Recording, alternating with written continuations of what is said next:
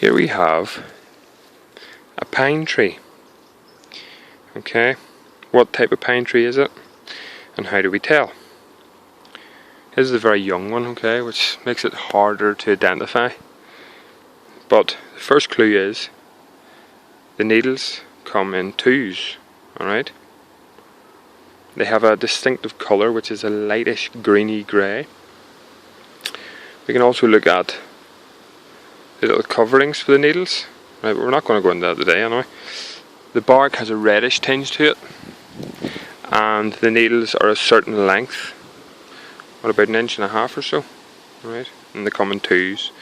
So I know that this is a Scots Pine, Pinus sylvestris. Okay.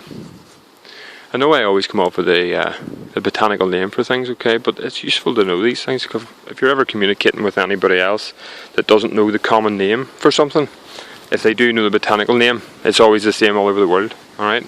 Very few exceptions. And the thing about learning them is, there's always tricks to learning things, okay?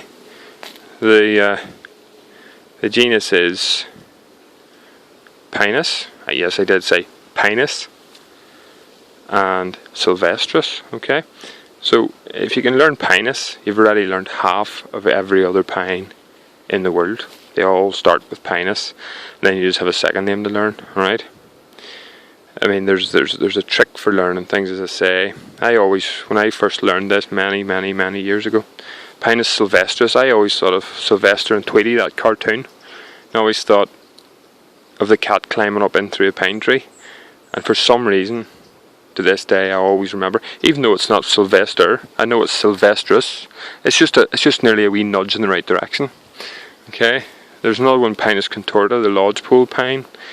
I always imagine a lodgepole in the centre of an Indian teepee, with an Indian girl contorting around it, and to this day I've never forgotten it. I have all sorts of little stupid ways to remember things like that. Okay, it just makes it so much easier if you think of a funny thing. So there you go, Pinus sylvestris. The thing about pine is, okay, all pine's the same. You can eat all of the seeds from the pine cones, but they vary in size. Alright, the ones you buy in the supermarket, I think, are pinyon pine. Scots pine seeds are very small. The only thing that really eats them are birds and red squirrels. Alright, things that are native to where the pine grows usually. But the needles can be used for a very nice refreshing tea full of vitamin C. When they're very young, you can just eat them. Alright, you can eat the inner bark, grind it up, scrape it off, you can fry it up, you can boil it. That's the cambium. The pollen can be eaten. Pollen can be shaken out of the tree, probably about, you're talking springtime, the pollen, the flower. And it can basically be just licked up, or it can be used like flour, or put into stews and things to thicken it up. It's very nutritious, pollen, okay?